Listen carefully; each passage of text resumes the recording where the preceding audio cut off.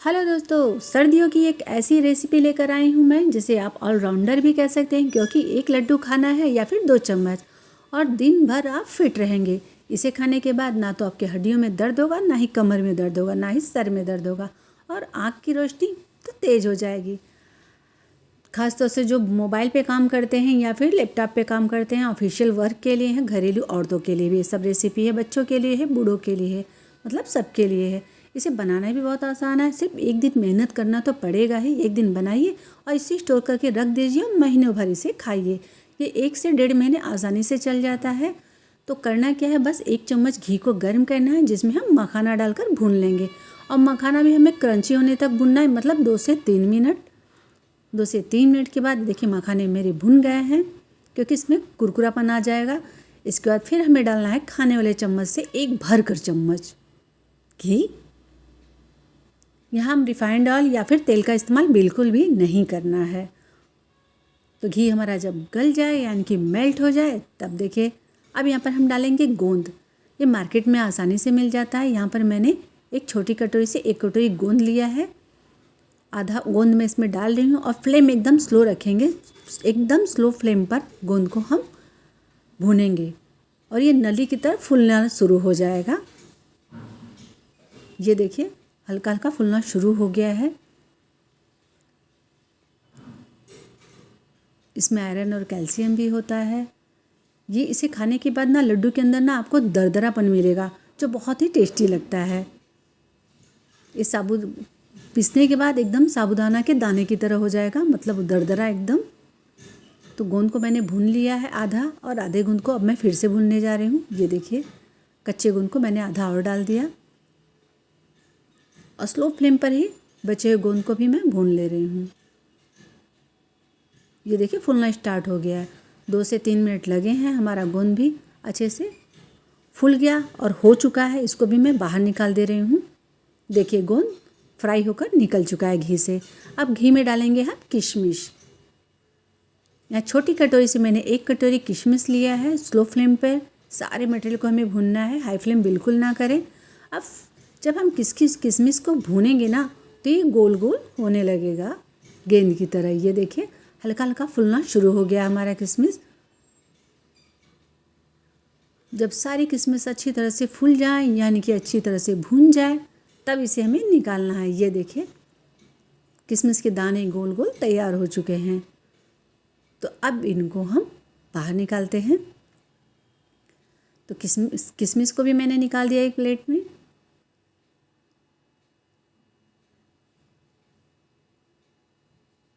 बच्चों का तो फेवरेट होता है किशमिश। तो बचे हुए घी में मैंने डाल दिए हैं बादाम, छोटी कटोरी से 1 कटोरी, और मुट्ठी से कहा जाए तो मैंने 2 मुट्ठी बादाम का इस्तेमाल किया है। अब बादाम को भी हमें सॉटी कर लेना, हल्का सा भून लेना है। इन्हें भी हमें ज़्यादा नहीं भूनना है, 2 से 3 मिनट तक भूनना है, ताकि थोड़ा सा कुरकुरापन इनमें आ जाए, क्रंची हो जाए। बादाम हमारा भून चुका है। अब इसे भी हम बाहर निकाल देते हैं। घी से बाहर निकालना है।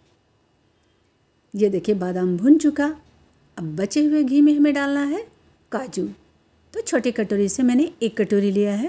अब काजू को भी भून लेते हैं, क्योंकि काजू भूनने के बाद तो आपको पता ही हुआ एक खस्ता जैसा हो जाता है, मतलब कुरकुरा सा। 3 से 4 मिनट मैंने स्लो फ्लेम पे काजू को भी भून लिया। हल्का सा गोल्डन कलर जो ही आना शुरू हुआ, मैंने इसे बाहर निकाल दिया। काजू भी हमारा भुन चुका है, काजू बादाम दोनों भुन चुके हैं। अब तो चलिए आगे बढ़ते हैं। अब यहाँ पर हम डालेंगे छुहाड़े। छुहाड़े को मैंने तोड़ लिया था, उसके बीज को मैंने हटा लिया है, उसको मैंने छोटे छोटे टुकड़ों में काट लिया है। या क्या मिक्सर बाउल में इसमें डालकर जब मैं हम पीसेंगे तो अच्छे से दरदरा पीस जाएगा। और खड़ा खड़ा छुहाड़ा भुनेगा भी नहीं अच्छे से, और अच्छे से सॉटी नहीं होगा। तो यहाँ पर देखिए मैंने छुहाड़े भी लिए हैं 8 से 10। इनको भी मैंने हल्का गोल्डन भून लिया है। इनमें भी कुरकुरापन आ गया है और मैंने कढ़ाई से बाहर निकाल दिया, और मेरे कढ़ाई का घी भी ख़त्म हो गया। ये देखिए सब भुन गए हैं। अब यहाँ पर हम डालेंगे खाने वाले चम्मच से आधा चम्मच घी। घी को मेल्ट होने देते हैं। घी मेल्ट जब हो जाए तो यहाँ पर हम डालेंगे खसखस। तो ये मैंने खाने वाले चम्मच से 2 चम्मच खसखस का इस्तेमाल किया है।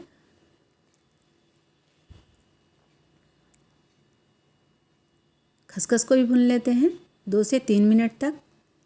आप लोगों को तो पता होगा ये सब सब्जियों में मसाले पड़ते हैं, ये वाले मसाले, खसखस खास तौर से।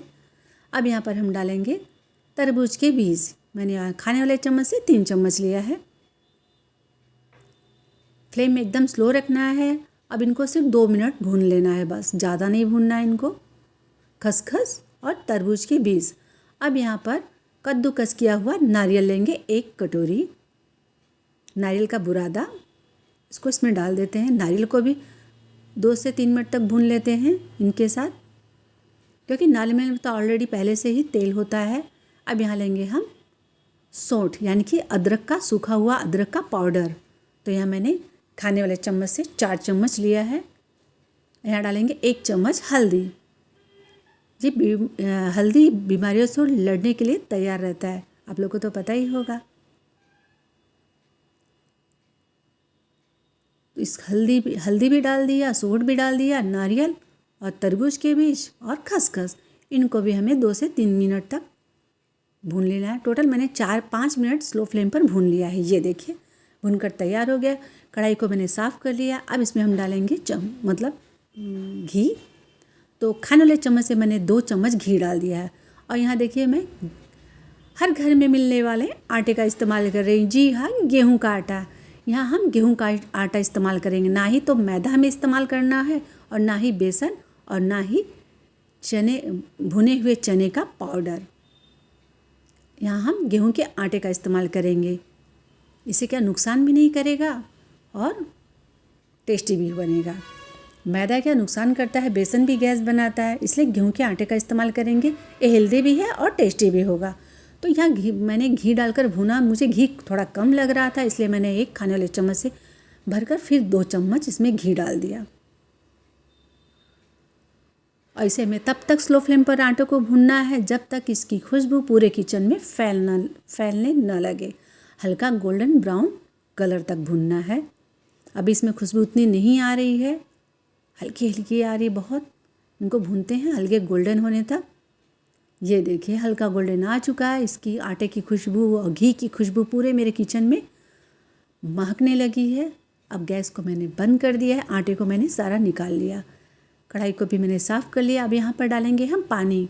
तो मैंने यहाँ छोटे ग्लास से आधा ग्लास पानी का इस्तेमाल किया है। अगर आपके पास बड़े ग्लास है तो उसका आधा ग्लास पानी लें। अब इसमें हम डालेंगे 1 चम्मच घी। आप सोचेंगे थोड़ा थोड़ा करके कितना सारा घी हो जा रहा है ना। हाँ, तो लेकिन खाना तो एक ही लड्डू है ना। अब यहाँ पर देखिए मैं गुड़ का इस्तेमाल कर रही हूँ। इसको मैंने तोड़ लिया है। एक गोंद की तरह है मेरा गुड़। इसके मैंने छोटे छोटे टुकड़े कर दिए हैं ताकि ये जल्दी से मेल्ट हो जाए। आप अगर गुड़ का इस्तेमाल नहीं करना चाहते हैं तो आप इसकी जगह चीनी का इस्तेमाल कर सकते हैं। बहुत लोग गुड़ को खांड भी बोलते हैं। तो बस इसको हाई फ्लेम पर थोड़ा पका लेते हैं। हमें इसे चाशनी नहीं बनानी है, ध्यान रहे, सिर्फ इसे हमें पकाना है। या घी भी इधर उधर डोल रहा है, अब ये गल जाएगा। अब ये देखिए पानी और गुड़ में उबाल आने लगा है। ये अच्छी तरह से पक गया है, मतलब ज़्यादा समय नहीं लगा। हमें उतना नहीं पकाना है चाशनी की तरह। चलिए चेक करते हैं। 5 मिनट मैंने पका लिया है। ये देखिए पानी में डालने के बाद इसमें लाइनिंग बन जा रही है। अगर ऐसे आप नहीं कर पा रहे हैं तो समझ में नहीं आया तो इस तरह से करिए। हाथ में चिपचिपापन आना चाहिए, जैसे एक दूसरे से हल्का सा चिपचिपापन रहे। हमें एक तरह की चाशनी नहीं तैयार करनी है, बस चिपचिपा आना चाहिए ताकि हमारा लड्डू आसानी से बन सके। तो इसमें चिपचिपापन तैयार हो चुका है। अब यहाँ पर इसको मैंने एक बार चला लिया और यहाँ पर गैस को मैं बंद कर दे रही हूँ और इसे ठंडा होने देती हूँ तब तक। ये देखिए एक बार हल्का से चिपचिपापन आ रहा है ना, दिखाई दे रहा होगा। शायद लाइट की वजह से आपको दिखाई न दे रहे हो। यहाँ पर गैस मैंने बंद कर दिया। इसको छोड़ देते हैं ठंडा होने के लिए। बहुत अभी गर्म है, जब तक ये ठंडा होगा तब तक चलिए सबको पीस लेते हैं, काजू बादाम को और ये गोंद को। ये देखिए गोंद हाथों से मैंने इसे तोड़ा तो बारीक बुरादा बन गया।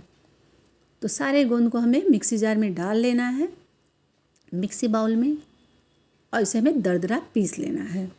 तो ये देखिए मेरा गोंद दरदरा पीस चुका है। इसे एकदम पाउडर ना बनाए, बारीक नहीं बनाना, दरदरा पीसना। और एक प्लेट में निकाल लेते हैं। हमारा गोंद निकल गया, ये देखिए। तो अब फिर उसी बाउल में हमें डालना है बादाम। वैसे में देखा जाए तो सारे मटेरियल को एक एक करके पीस लेना है। तो यहाँ थोड़ा सा काजू भी डाल दे रही हूँ, बादाम डाल दिया, थोड़ा सा काजू डाल दिया। अब ये छुहारे भी डाल देंगे। छुहारे तोड़ के डालने से क्या होता है, जल्दी पिस जाता है दरदरा, वैसे थोड़ा टाइम लगेगा। इसको मैंने ढक दिया, देखिए एकदम दरदरा मैंने छुहाड़ों को पीस लिया है। बादाम, काजू और छुहाड़ों को थोड़ा सा ये जड़ में जाके बैठ गया है, जार के तल में। इसको भी निकाल देती हूँ। तो ये छुहाड़े मेरे पीस कर तैयार है। बचे हुए दो इसमें खड़े खड़े थे, इसको मैंने फिर से जार में डाल दिया है। इनको मैं फिर से पीस ले रही हूँ। अब बचे हुए काजू को भी डाल देते हैं। अब यहाँ पर हम डालेंगे किशमिश। ठंडी का सीज़न है ना, इसलिए देखिए घी प्लेट में चपक गया है। सारे किशमिश को भी मैंने जार में डाल दिया। इसको मैंने पीस भी लिया, दरदरा, बारीक नहीं पीसना है।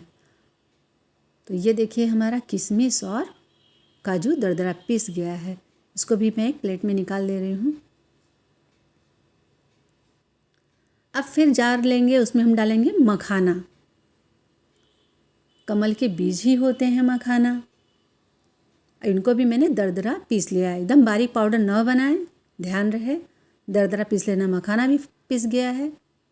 भूनने की वजह से देखिए कितना फटाफट पिस जाता है, क्योंकि इसमें सॉफ्ट पैन नहीं है। अब एक बाउल लेंगे, उस पर हम रखेंगे चलनी, क्योंकि गुड़ को हमें अभी छान लेना है। तो कंकड़ होते ना कभी कभी बारीक बारीक, ताकि उसे हमें दांत के नीचे किरकिरापन न आए, इसलिए।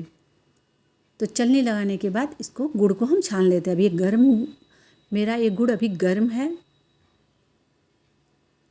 कढ़ाई भी हल्की गर्म है। अभी देखिए गुड़ को मैंने निकाल लिया एक बाउल में। अब चलनी को ऊपर करते हैं। हमारा गुड़ में देखिए हम चाल लेंगे इसको। गुड़ अच्छी तरह से अब चल गया है। अब इसमें किरकिरापन अगर होगा तो चलनी में निकल जाएगा। गुड़ भी तैयार है, गुड़ अभी गर्म है। तो एक कढ़ाई लेंगे या फिर एक परात लेंगे। मैंने कढ़ाई का इस्तेमाल किया है। अब इसमें हम डालेंगे मखाना और ये पिसे हुए सारे मटेरियल, जो काजू बादाम थे ना और छुहाड़े, इनको भी मैंने डाल दिया है। अब यहाँ पर हम डालेंगे तरबूज के बीज, नारियल और सौंठ का पाउडर, खसखस, इनको जो हमने भुना था, हल्दी, और ये रहा हमारा गोंद।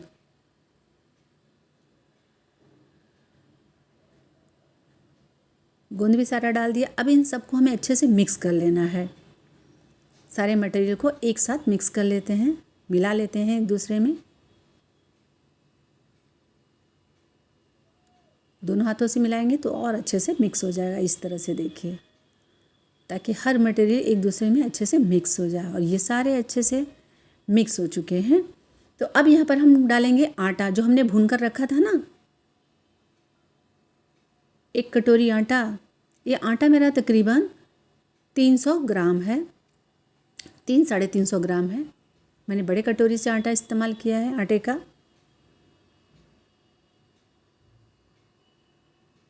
किचन में सौंधी सौंधी सी खुशबू आ रही है और घी की तो और ज़्यादा आ रही है। अब आटे को भी इस मटेरियल में मिला लेना है हमें अच्छे से। इस तरह से मिलाएंगे तो अच्छे से मिक्स हो जाएगा। अब यहाँ पर हम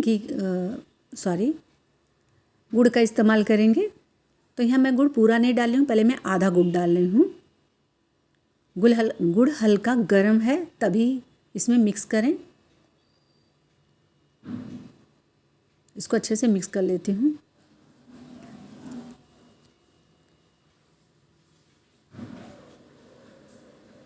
मैंने आधे गुड़ को आटे और मटेरियल में मिक्स कर लिया है। अभी देखिए लड्डू बन नहीं रहा है, मैंने ट्राई किया, नहीं बन रहा है, गिर जा रहा है, यानी अभी गुड़ इसमें कम है।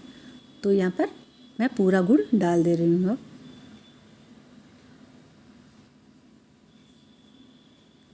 यहाँ इसलिए थोड़ा थोड़ा करके मैंने डाला था, कहीं ज़्यादा ना हो जाए, लेकिन ज़्यादा नहीं हुआ, ये परफेक्ट होगा। पूरा गुड़ मैंने डाल दिया, मतलब एक छोटे ग्लास के पानी से जो मैंने बनाया था गुड़ डाल दिया था। अब इन सबको अच्छे से हमें मिक्स कर लेना है ताकि गुड़ का पानी चारों तरफ अच्छे से मिक्स हो जाए आटे में और हमारे मटेरियल में। ये देखिए दोनों हाथों से मैंने अच्छे से मिक्स कर लिया है। अब इसका लड्डू बनाते हुए देखती हूँ बनता है या नहीं। तो ये देखिए आसानी से लड्डू बन जा रहा है, अब कोई प्रॉब्लम नहीं हो रहा है। अगर आपका लड्डू नहीं बन रहा है अगर ठीक से इस तरह से, तो आप थोड़ा सा गुड़ और गर्म करके इस्तेमाल कर सकते हैं। तो ये देखिए मेरा गोलू मोलू सा लड्डू बनकर तैयार हो चुका है। तो चलिए और भी लड्डू बनाते हैं। मैंने 2 लड्डू बना लिए हैं। अब मैं दोनों हाथों से लड्डू बनाने जा रहा हूँ ताकि मेरा लड्डू जल्दी से बनकर तैयार हो जाए। तो इस तरह से देखिए लड्डू बनाएंगे।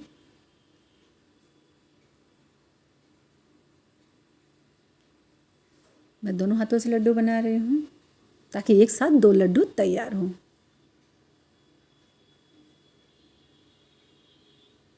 इससे क्या थोड़ा समय का बचत हो जाता है। तो ये देखिए मेरे लड्डू बनकर तैयार हो चुके हैं। तो अगर आपको मेरी रेसिपी पसंद आए तो प्लीज़ लाइक एंड सब्सक्राइब